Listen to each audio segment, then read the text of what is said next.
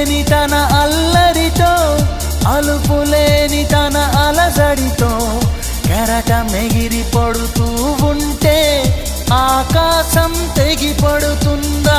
మనసుంటే మార్గం ఉంది కదా, అనుకుంటే అందనిదుంటుందా? అనుకున్నవన్నీ మనకందినట్టే అనుకుంటే తీరిపోదా? ఒక్కసారి చెప్పలే